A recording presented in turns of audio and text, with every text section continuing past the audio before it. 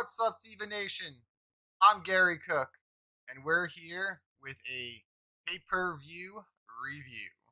We are talking Rise Luminous, and we're going to cover all of the matches and give you my thoughts, opinions, declare one the match of the night, and let you guys know what you missed out on and why you need to head over to fight.tv and download this pay-per-view for yourself.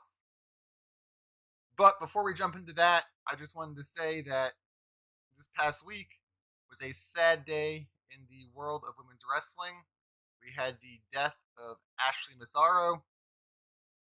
The details around it still seem pretty sketchy, so I don't want to report anything wrong on causes. But condolences from the whole Divas Unleashed family do go out to her friends and family in this horribly tragic time, as she was only 39. It's so sad to lose somebody so young who did have such a big impact on so many that followed women's wrestling. She was really kind of the first anti-diva with kind of her punk rock, um, rocker chick type persona. I really gravitated towards that growing up. I really enjoyed just her personality. She was just one of the fun ones to watch, I felt. So that is some sad news to kick this show off with. And Rise did start their show out before it went on the air, giving a 10-bell salute to her, which was very touching. There's a video clip of it from a fan who was in attendance on our Twitter account. If you'd like to see that, you shouldn't have to scroll too far down. It's one of the first Twitter videos you'll see there. But it was a touching moment, and it was nice to see the women's wrestling community kind of come around and give her some honor after such a tragedy had happened. But let's jump on into this pay per view and let's talk some Rise Wrestling.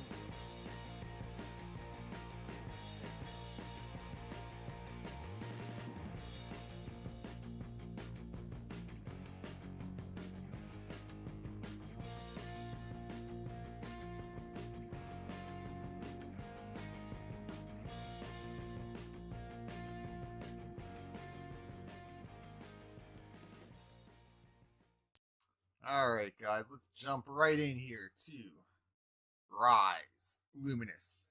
This was a really great pay per view, top to bottom. I don't think there was a single match this entire night I did not enjoy, and that is awesome. It really was the capstone on a night of women's wrestling for me, as this did happen Friday night. So my night started out with the awful women's battle royal, that Disco Inferno run that we talked about in the first episode this week that we released of Indie Review. So go check that out if you want to hear my thoughts on that. Then we had the awesome four-way from Freelance Wrestling and the Demon Collar match between Rosemary and Su Yung. And then once that match was over, we jumped off of Impact and hopped right into Rise. And man, we got a stacked card of awesome matches here that really was, I mean, go get this pay-per-view. It's worth it. Get that video on demand and enjoy this one, because it was 2 thumbs up. It was a top-notch pay-per-view that you definitely need to see, as it's solid. You will see some of the best in women's wrestling and some of the biggest up-and-coming names in women's wrestling doing battle and putting on a great show. It was really enjoyable. So the first match of the night was Vipers versus Dust, and Dust came down to the ring with Delilah Doom.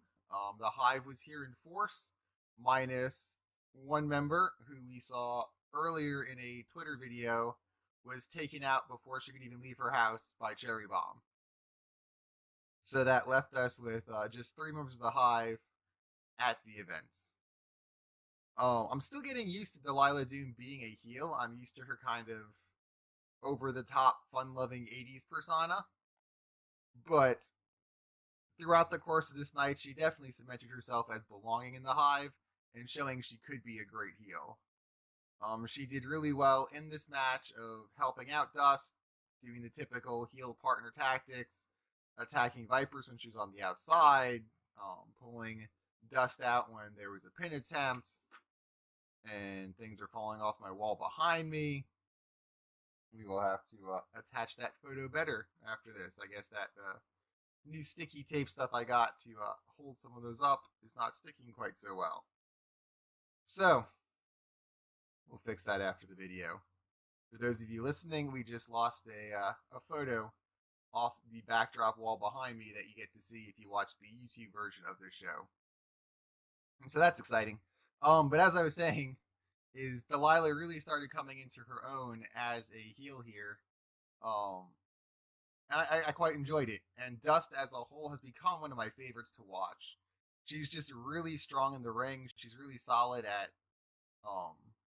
her work ethic, her moves. They look like they hurt. She's very good at making you believe that what she's doing to somebody else is actually hurting them. When she takes a hit, it looks like it hurts her. She's very cocky. Her heel persona it comes through really good. So I always enjoy watching her work. So it was a good match. I mean, I really enjoyed it. I'm not as familiar with Vipers. What I have seen, I've enjoyed, and this was no exception. It was a strong match. It was set the bar for the rest of the show, as it was a very competitive opening match. But in the end, the numbers game played to the advantage of the members of the Hive, and Dust picked up the victory. And as her and Delilah are in the ring celebrating, Cherry Bomb shows up, and the war began as she looked to take out the other two members of the Hive to leave Rosemary with no support come later that night. And she dropped them all. So it is going to be one of those all-out wars between Cherry Bomb and Rosemary, it seems, starting from the moment the show opens. So that was pretty awesome to see. That the story is continually progressing throughout the night, from the pre-show stuff on Twitter to the attack on Rosemary's other partners here. After this match, we went into Miranda Olays versus Shotzi Blackheart.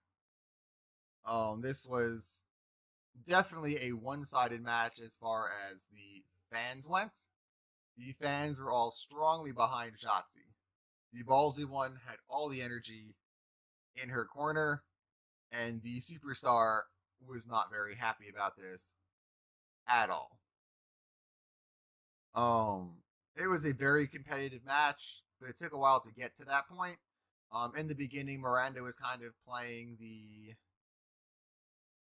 slippery, cowardly heel role of avoiding Shotzi, going to the outside, claiming she wasn't ready. So Shotzi calls for the mic, cut a really good promo on her. And for those of you that know, Miranda calls herself the Superstar, and Shotzi had christened her the Pooper Star, and that became a thematic chant when throughout the match for Miranda was Pooper Star, and other various versions of it were constantly being chanted at her, and she was definitely not happy with it. Miranda has grown on me a lot. Her heel work has come a long way, I feel, and she's done really good at just getting the whole room to hate her very quickly, which is a talent that is definitely needed if you're going to be going with this heel-like persona, and she was able to turn this crowd against her rather quickly, and they definitely stayed against her the entirety of this match. But it was a fast-paced match. It was a typical, very strong match you'd expect from Shotzi and Miranda. It ended with Shotzi getting Miranda in the cattle mutilation submission hold, and Miranda tapped out. Afterwards, though, Miranda refused to leave the ring, sitting in the center, saying she's the whole show, so the show ends when she leaves the ring, so there's no point in ending the show that early, so she was just going to sit there. To which Mercedes Martinez came out and chased off Miranda, telling her to head to the back, telling her that's not how you do things here, much to a pop from the crowd. It seemed like between this one and the last Rise pay-per-view, we were building towards a Mercedes versus Miranda match. As the same thing happened when Miranda turned on Kylie at the last Rise show. Mercedes came out and chased Miranda away and did the same thing here. And I would be excited to see that. I feel like Mercedes as the face, Miranda as the heel, and that would be a very exciting match. Miranda is definitely one of the up-and-coming talents and that would be a good rub for her to be in a feud with Mercedes. So at this point, I was really excited to see where this was going to go and how it was going to all play out, and that was going to become a secondary story of the night as well, which was cool. Is you kind of had the Rosemary versus Cherry Bomb story, and then you had the Miranda and Mercedes story developing throughout the night. So I enjoyed that a lot. That there is more storytelling being built into Rise, which I think is only going to help elevate the product and help the girls that are coming up become the future women stars of tomorrow. All the more as mic skills are an important part of the toolkit, and being able to tell a good story is so important in professional wrestling that I really like seeing these small stories starting to develop and become part of the shows and the stories that they're telling. After this, we had a Haas fight. We had Big Mama versus Ruby Rays. I was curious about this match as I had seen Ruby Rays before, so I knew she was a solid performer. But Big Mama, I had only seen at the last Rise show as part of the Rumble, where she was pretty dominant, but she was also using her size to her advantage. So I wasn't fully sure what to expect seeing her come into a singles match, as I've never seen her in singles competition before.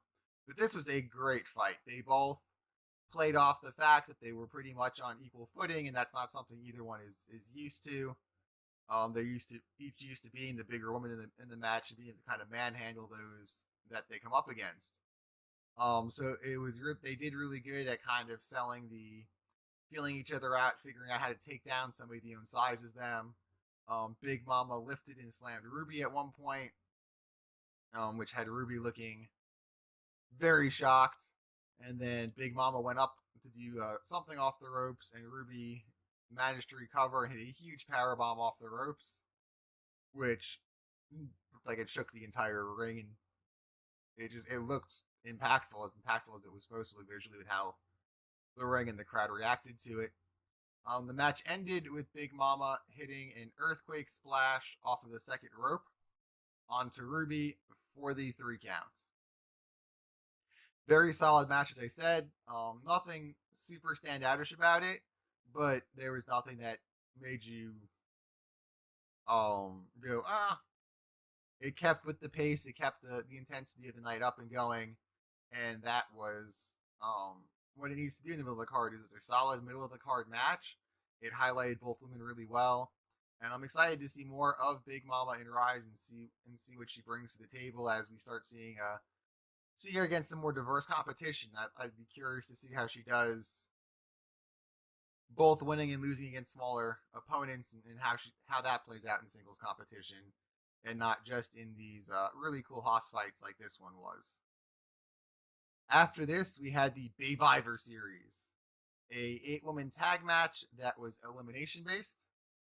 So you had Team Sea Stars with Nicole Savoy and cheerleader Melissa against the Killer Bays, Taya Valkyrie, and Simone Sherry.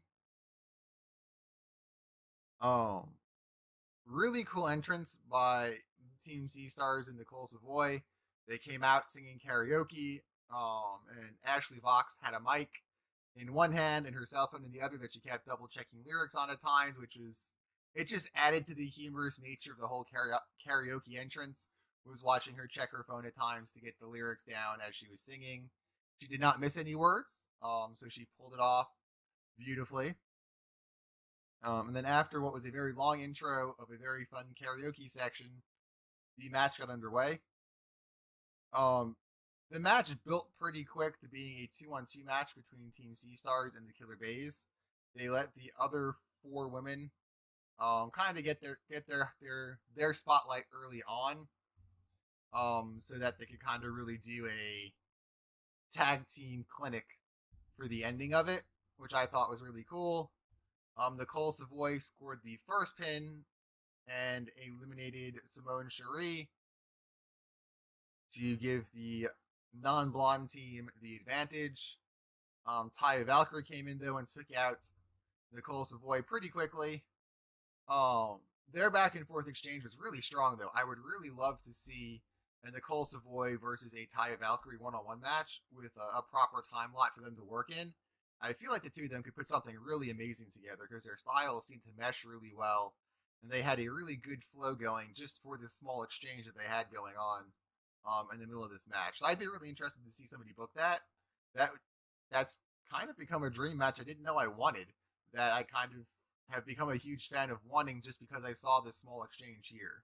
So that's a really cool thing that has kind of percolated in my mind after watching this and rewatching some highlights of it to form my full opinions for this show. After that, Taya Valkyrie and cheerleader Melissa went at it. They definitely were in grudge match mode. I'm not sure what the history was there, but they definitely seemed to have some as they took the fight to the outside and it got pretty vicious. They were more focused on beating the crap out of each other than winning the match. It led to a double countout, which had them both sent to packing to the back. They brawled all the way through the fans into the backstage area, and that was the last we would see of them. And that left just the Killer Bays versus Team Sea Stars. If you are a fan of women's tag team wrestling or just starting to explore the idea of tag team wrestling because you enjoyed the Iconics or the Elimination Chamber match and things that have been happening in WWE, I would highly recommend checking out both of these teams.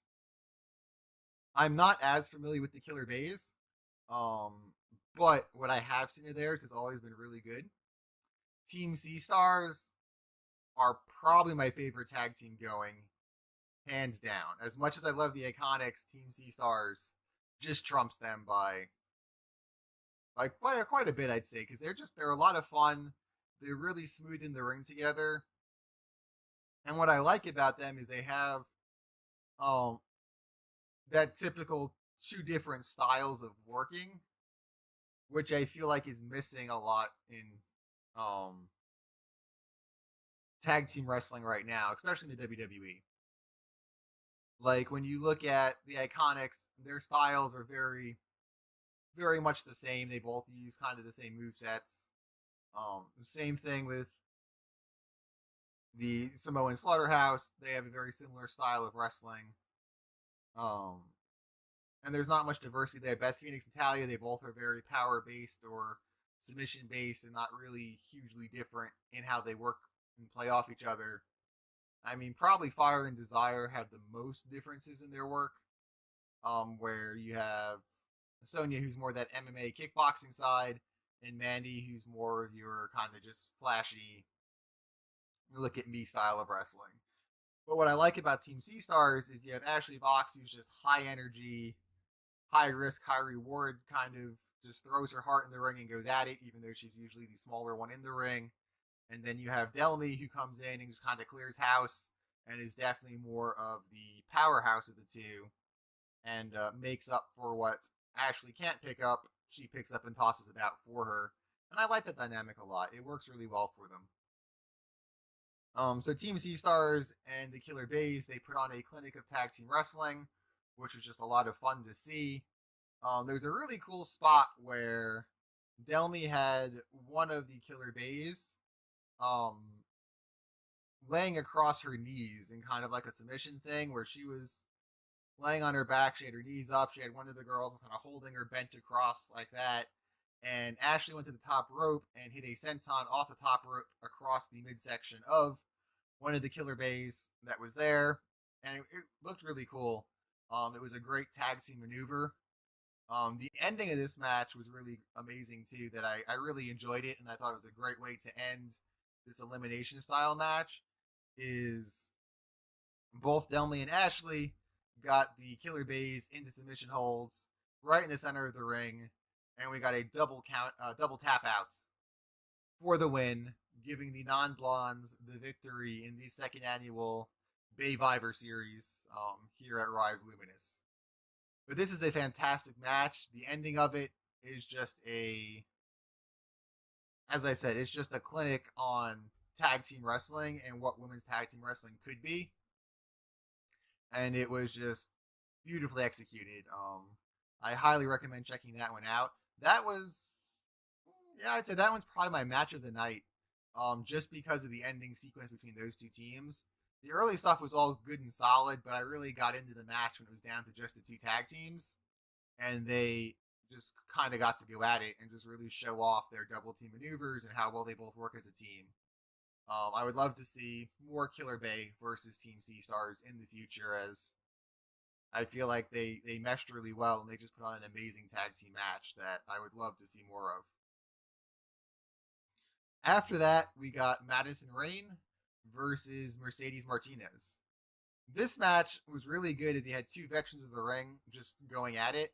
It's been a while since I've seen Madison really pushed, as her time in Impact, she hasn't had a real chance to go, as she's kind of been playing support to the different feuds that were going on when she came back to the company. And I feel like we're going to get to see some more of her versus Taya after the events of last week's Impact. But I was looking forward to really seeing her kind of see if she can still go, because I haven't seen her go all out in a while, and this is good to get that chance to see how she did against somebody like Mercedes, who's going to push you to bring out the best in you, because you're going to have to keep up with her, and she always puts in a good match and always gets a good match out of anybody she's against, and this was no exception to that rule at all. They put on a clinic of women's wrestling and showed why they're both veterans of the ring, and both are so favorably looked on by so many. But as good as the match was, the most memorable events of it is going to be the story that took place after the match was over. So Madison did pick up the victory over Mercedes. And in the middle of the match, Miranda came down and was kind of stalking around the ring. And Mercedes was kind of keeping an eye on her, yelling at her.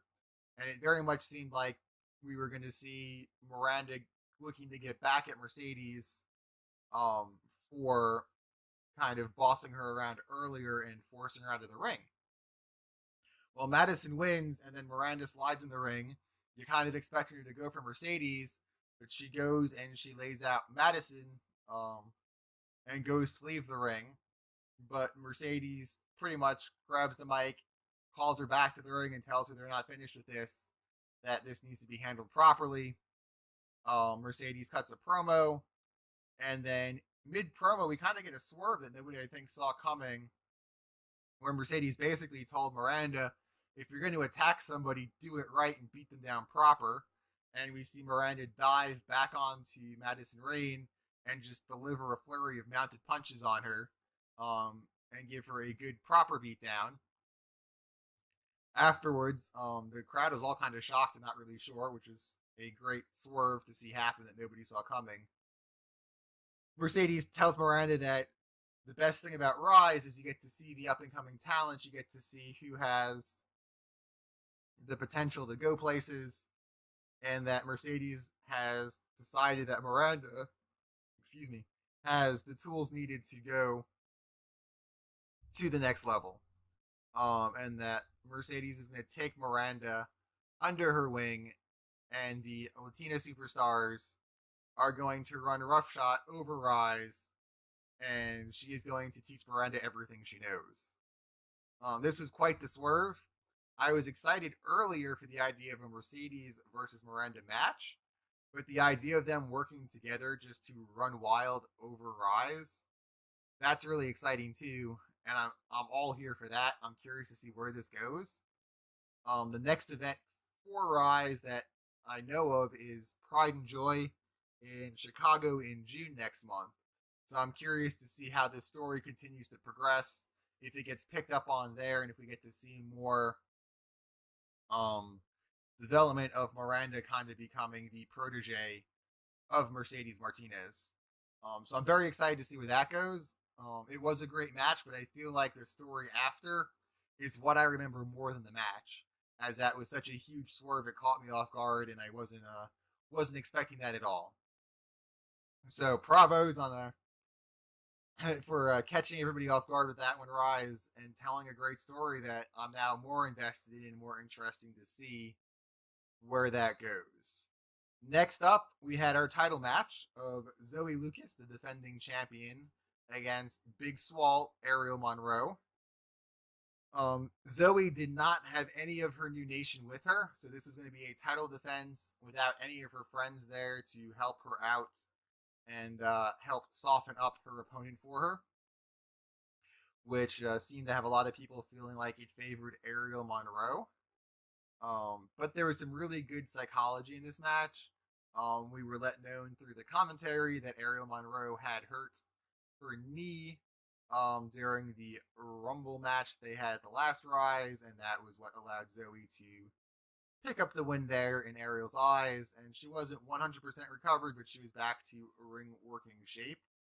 So we got to see some really good psychology from Zoe, where the entire match she was just focusing in on that leg, working it over, stomping it, submissions, you name it, drops, slams, anything to do damage to the leg. And just playing that smart heel who is going to just go out of her way to pick at the open wound and use that to her advantage. Ariel Monroe played the face with a lot of heart. The crowd was very much behind her, very much cheering for her comebacks. They wanted to see her power through and get the win. A lot of new champ chants throughout the match whenever Ariel started to muster a comeback. But in the end, Zoe broke down and picked up the win, though there was some controversy as Ariel Monroe did have hold of the rope, but the ref didn't see it. So Zoe got a 3 count that way with a bit of shade on the victory still. So I feel like this feud is far from over. The camera angle that we got for the finish wasn't the best, as it made it look like the ref was staring right at Ariel Monroe's hand, so it made it kind of hard to be like, well, how did he not see that? But other than that, it was a really good match. That camera angle just made it a bit sloppy and hard to tell why the ref didn't see it. But very enjoyable match. I love Zoe's work. She's definitely one of my other favorites on the indies right now. So always excited when I get to see her work. Ariel Monroe is a huge talent in the ring. And this was a great match. I'm excited for the rematches between them that I feel like is coming from this. And that will be very enjoyable as well. I wouldn't mind seeing a bit of a feud of their factions getting involved in the future. Bringing in AAA with Ariel for some of that, with the new nation backing Zoe. And have some of those kind of peripheral battles on the outskirts skirmishes before the next one. They really build up the tension between the two of kind of their friends going to war between each other as well over the loss of the match in such a shady fashion. So I'm curious to see where they go here. There's lots of places they could go with that story. So lots of hints of seeds planted for new stories all throughout Rise here. And that's really exciting that there's so many rivalries and angles going on that are just being told really well and getting the fans excited about the products and giving us a reason to get to the next pay-per-view with them, where we're being left with these teasers of, oh man, what's going to happen here, or oh man, how they're going to change, how she's going to get back for that, or what's going to happen because they teamed up. There's just so many places it can go that it leaves cliffhangers to get us excited for the next show, and that's great to see. The next match was our main event. It was the cage match between Rosemary and Cherry Bomb. And man, did this match live up to all the hype. This was exactly the kind of match you would expect from Cherry Bomb and from Rosemary. It was brutal, it was intense, it was emotional, it was everything those two women bring to a match that we've all come to know and love. The match started though before they even got in the cage, as Rosemary attacked Cherry Bomb as she was outside still with the fans. They brawled through the fans for a bit before finally getting into the cage and being locked away. From there, the match went pretty much how you'd expect it to go. A lot of back and forth, a lot of violence, a lot of brutality. Both women just not giving up and not giving in to the other. Towards the end of the match, though, the Hive came out to show that the Hive always works as one. Dust and Delilah brought a ladder over, and they were aiding Rosemary by attacking Cherry Bomb, wrapping a chain around her throat at one point, kind of holding her up at the top of the cage and hanging her. When that didn't all work out and Cherry Bomb was still kicking out, Dust and Delilah passed through a giant scythe for Rosemary to just stab Cherry Bomb with, because why not? But Cherry Bomb was able to kick her away and fight through that. You could tell Delilah and Dust were starting to panic that things were going bad in the ring for Rosemary, as they did not want to be left alone with the Slayer after Rosemary was gone. So they jump in the ring and they attacked Cherry Bomb, giving her a really good beatdown. Delilah had a chain in her fist, and her and Dust pretty much laid Cherry Bomb out, and then they picked her up and held her in place for Rosemary to hit a huge spear and win the match.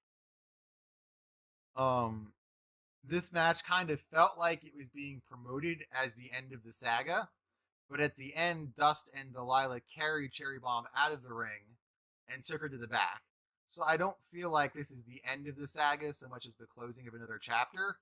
I don't think we'll be seeing another match for a while between Cherry Bomb and Rosemary because of the AEW and Impact contracts that Rosemary just re-signed with Impact and that Allie just signed with AEW. But I suspect we're going to get some Cherry Bomb and Rosemary story still through the Multiverse YouTube channel they have. So I am excited to see if that is the case, and as I catch those, I will report updates here so you guys can stay up to date in the stories and let you know which episodes of Multiverse tie into this, if they continue the trend of things they've done in the past of interconnecting all their matches via stories. But this is a great pay-per-view. If you haven't seen it, be sure to go to fight.tv and look up Rise Luminous, get the VOD, and you're not going to regret buying it. It is totally worth the money. It's a solid show top to bottom. If you are watching this on the Divas Unleashed website, up above, you will find the link to the Fight pay-per-view to get the VOD right there. Remember to hit the like button, subscribe, give us a good review on whatever platform you are listening to us on, as all of that helps us grow the Divas Unleashed channels, helps us expand and be able to bring you guys more awesome content. So once again, I'm Gary Cook, and this has been my review of Rise Luminous. You guys enjoy the rest of your weekend, and I look forward to talking with you all again soon.